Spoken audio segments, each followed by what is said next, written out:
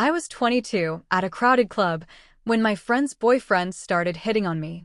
Instead of exposing him right there, I handed him a phone number that ended his relationship. This happened years ago, back when clubs were sweaty, music was deafening, and phone numbers were written on napkins like ancient scrolls. I was out with friends, minding my business, when I noticed a man across the room who made my brain immediately go, absolutely not. I recognized him instantly. Not because I'd met him before, but because I'd seen him smiling in way too many photos. He was my friend's boyfriend. Now here's the thing, you don't have to meet someone in person to dislike them. I already knew his reputation. He'd cheated on my friend before. She caught him. He cried. He promised. She forgave him. I supported her, publicly. Privately? I hated him with the passion of 1,000 unsent text messages. So when I saw him confidently scanning the room like a man who thought he was single, oh my God. Of course, he noticed me. He walked over like he owned the place, tall, handsome, charming in that I've never faced consequences kind of way. He introduced himself. The name matched. That was the moment my petty little heart whispered, oh, this is going to be fun. I gave him a fake name. I smiled. I laughed politely. Not because I was interested, but because I wanted him comfortable, confident, careless. He flirted like a professional. Compliments. Leaning in. Acting like his girlfriend didn't exist in the real world. And I kept thinking, you have no idea how badly you picked the wrong woman tonight. Eventually, he asked the inevitable question. Can I get your number? And honestly, that was the moment the universe handed me the microphone. I said yes. I reached for a napkin because this was before smartphones ruled our lives, and slowly, very carefully I wrote my fake name and his actual girlfriend's real phone number. Neat handwriting. No hesitation. I handed it to him like a gift. He didn't even look twice. Didn't question it. Didn't recognize it. Confidence is a hell of a drug. I fully expected him to realize later and panic. But no. This man called the number that same night. My friend answered. He asked for my fake name. Confusion turned into suspicion. Suspicion turned into clarity. When she told me the story later, I listened quietly. I nodded. I did not confess. Because sometimes, the truth doesn't need help. Not long after, she broke up with him. No yelling. No drama. Just done. And honestly, watching a serial cheater finally get caught by his own confidence felt incredibly satisfying. A few months later, she met someone new. Kind. Loyal. Stable. The kind of man who didn't flirt with strangers in clubs. She married him. Only then did I tell her what I'd done. She stared at me, then laughed. And then she said, thank you. Looking back, I didn't yell. I didn't expose him publicly. I didn't cause a scene. I just gave him exactly what he asked for. Sometimes the pettiest revenge isn't loud. It's quiet, handwritten, and delivered on a napkin. I finally sank to her level today, and I don't even feel that bad. I have that neighbor. You know the type, the one who lives like rules are just suggestions for everyone else. She walks her dog off leash. Always. Every day. No exceptions. Doesn't matter if it runs onto other people's property, barrels through gardens, or nearly wipes out someone's kid on a bike. She just watches it happen like it's some charming personality trait. I tried being reasonable, polite, adult. One day, I calmly asked her, nicely, if she could please leash her dog since it kept running through my yard. She absolutely lost it. I'm talking full meltdown, swearing, yelling, accusing me of harassment, and threatening to call the cops on me for even speaking to her. All because I dared to suggest that maybe, just maybe, basic bylaw rules apply to her too. So I stopped engaging. And I started documenting. Every off-leash walk. Every time the dog crossed onto private property. Every single incident. I reported it. Again. And again. And again. Calmly. Methodically. Patiently. Weeks later, ticket issued. Magically, the leash appeared. Victory, right? Oh no. That's when she entered her petty villain arc. Now, every time she walks past my house, she very deliberately kicks snow off my lawn onto the sidewalk. Not subtle. Not accidental. Like she's trying to say, you didn't win. I'm still mad. I ignored it. I ignored it again. And then tonight, I snapped. I was driving past her house and saw her standing outside. And something in me said, you know what? I've been the bigger person long enough. So I did it. I laid on the horn. Not a polite tap. Not a warning honk.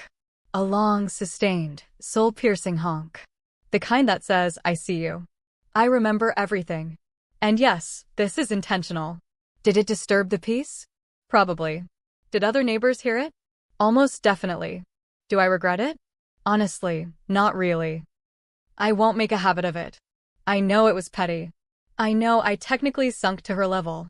But after weeks of being yelled at, disrespected, and treated like I was the problem for wanting basic courtesy, I needed to let off some steam. To balance my karma, I'll shovel a few extra sidewalks this week. Put some good back into the universe. But just this once? That honk felt amazing. Ever seen someone skip the line like it's a superpower every single morning? I made it my mission to ruin his morning. There's a small coffee shop I go to every morning before work. Tiny place. Narrow counter. One barista. Always a line. And then there was this guy. Every time he walked in and saw the line, he'd suddenly freeze like he'd just had a life-altering realization. Oh. I just need to ask a quick question. And like clockwork, he'd stroll straight to the counter. His questions were insulting to human intelligence. What size is the medium? Is this coffee hot? Then, shockingly, since he was already there, he'd order. And nobody stopped him. Because confronting someone before coffee is basically a felony. I watched him do this 4 mornings in a row. On the 5th morning, he smirked while doing it. That's when I decided. This was no longer about coffee. The moment he peeled away from the line with his fake confusion, I moved. I slid past him like I was late for a mission. I reached the counter first.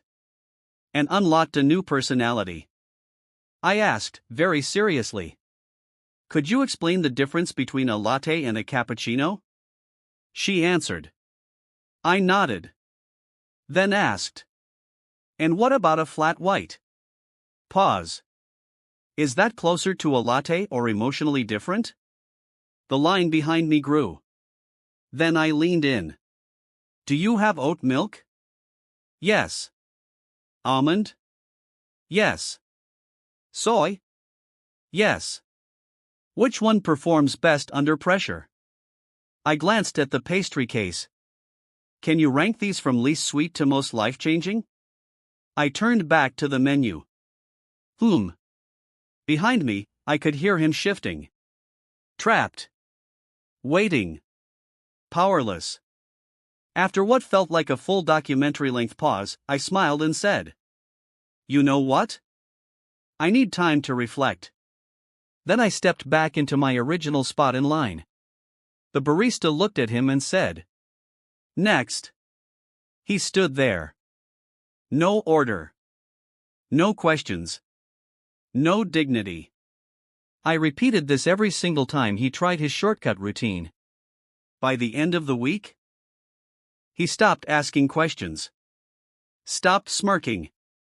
Stopped pretending. Now he stands quietly in line, staring at the menu like it personally betrayed him. Was it petty? Absolutely. Was it deserved? The line seems to think so. Ever had something you ordered online just disappear? Yeah, I turned my frustration into a trap they'd never see coming. I started losing packages. Not expensive ones. Normal deliveries. At first, I thought it was bad luck until it kept happening. Same porch. Same delivery window. Same result. Marked delivered. Gone within minutes. Police said there wasn't much they could do. So I stopped being hopeful and started being patient. I made a spreadsheet. Dates. Times. Tracking numbers. Every missing package was marked handed to resident, which meant someone was watching my porch. Cameras showed nothing. Whoever it was knew exactly where to stand. That's when I decided to stop reacting and set a test. I ordered a decoy package. Same size. Same delivery window. My name. My address. Inside wasn't anything valuable, just a legal, non-toxic dye pouch and a note. If someone took it, they'd expose themselves. The package arrived at 2:14 p.m. By 2:18 p.m. it was gone. I didn't move. I didn't chase. I waited. 40 minutes later, someone slammed on my door. A man I'd never spoken to before. Bright blue stains on his hands. His shirt. He demanded to know what I'd put in his package. I asked one question. Why were you opening a box with my name on it? He froze. Tried to say it was a mistake. Then said he was just checking. I called the police. He froze. Tried to say it was a mistake. Then said he was just checking. I called the police. I showed them. Delivery confirmations. Weeks of missing package reports. Footage of him taking the box. He had no explanation that didn't admit theft. He wasn't hurt, but he was charged. And suddenly, my packages stopped disappearing. Some neighbors said I went too far. Others thanked me. The thief avoided eye contact after that. I am not gonna lie, but I'll feel like a petty genius. You know that coworker who somehow manages to do nothing but act like he's running the universe? Yeah, I have one. My senior. Responsible for coordinating an important supplier visit. And somehow he left all the work to me. But the real kicker? He was supposed to drive us to the supplier, and he kept dropping tiny hints. I really don't want to drive. Have you ever been to that area before? Every single day. My patience snapped, and my revenge mode turned on. I live about 20 minutes from work, easy, convenient drive. He drives too, lucky guy, regular morning shifts. The supplier visit? About an hour away. All planning? My job. All driving?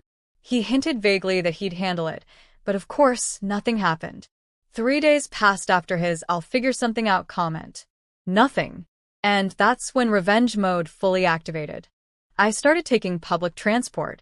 Hour-long commute. Multiple transfers. Traffic. Early mornings. But here's the thing. I didn't mind. Because podcasts fueled my petty plotting. Comedy podcasts? Hilarious ideas for subtle humiliation. True crime? Inspiration for masterful schemes. Motivational podcasts? Kept me convinced I could engineer karma like a pro. By the third morning, I was fully caffeinated, exhausted, and dangerously petty. Manager noticed my new commuting routine. I spun the story. I'm testing public transport for a friend's project. Car isn't available. Senior raised an eyebrow. I smiled internally. Game on. I drafted the perfect email. Our transport plans fell through. Could the supplier advise the best route? Sent it. I watched the chaos I'd created unfold in my mind, the tiny gears of panic turning in his head. I pictured him pacing. Why isn't she driving? Did I miss something? Every step of this petty drama was so satisfying. I sipped my terrible commuter coffee while podcasts whispered strategies of slow, humiliating revenge. Manager intervenes. Manager reads the email. Furious. Storms to senior. Is this your idea of figuring something out? Leaving all the work to your junior? Senior stammers. I grin quietly, imagining his face in full panic mode. Justice brewing. Revenge mode heightens. Senior now has no choice. He must drive the supplier visit. I lean back, sip coffee, and enjoy the mental image of him organizing GPS, maps, and snacks, sweating in tiny panic. Podcasts keep fueling me. Plot twist. Victim outsmarts the perpetrator. Yes, the absurdity is power. Patience is petty strength. I leave my car at home. Every mile of public transport feels like fuel for the impending humiliation. I rehearse in my head how he'll panic, sweat, and internally apologize to karma. The day of the visit arrives. Senior walks in, confident, thinking he's in control. You sit at my desk, come, plotting. I take a sip of coffee. I glance at the clock. The petty payoff? Not started yet. But by the end of the drive, he's going to wish he'd just driven the first time. Setting the scene. Senior is at the wheel. Maps open. GPS on. Coffee in hand. I climb in with my meticulously packed bag, earbuds in, pretending to be busy, while mentally narrating his slow downfall. First wave of petty. I think we missed that turn. I comment casually. GPS recalculates. He mutters under his breath. I smile, mentally tallying spite points. Comedy podcasts in action. I play a subtle podcast aloud, a crime story about incompetence leading to self-destruction. He glances nervously. I continue, nodding along like it's relevant advice. Each mile, the petty power builds. Fueling panic. Traffic jam. Maybe we should have left earlier. I say, as if I just realized it. He panics. I act innocent, flipping through notes about supplier questions. Inside my head, absolute poetic justice. I ask him minor, absurd questions. Do you think the supplier will mind if we arrive 5 minutes late? Did we check if the meeting room has coffee? Each question increases internal stress by 100%. I frown thoughtfully. I hope we remembered the presentation files. Did you check? He groans. I don't answer. Just let the silence simmer like a slow-burning humiliation stew. I suggest completely unnecessary things. Maybe we should call ahead, double-check if they need our laptops charged. Did we print enough copies for the supplier? Each suggestion? Minor. Obvious. But in his stressed mind, catastrophic. I stare out the window and sigh loudly. Wow, traffic is really something today, huh? He swerves slightly, mutters apologies. I nod slowly, as if pondering how he got himself into this disaster. We finally arrive. I step out, stretch, and walk in calmly. He's sweaty, muttering about how long the drive took. Manager watches from the entrance. I glance at him, smile subtly. Petty points, maxed out. Senior will never underestimate me again. I didn't yell.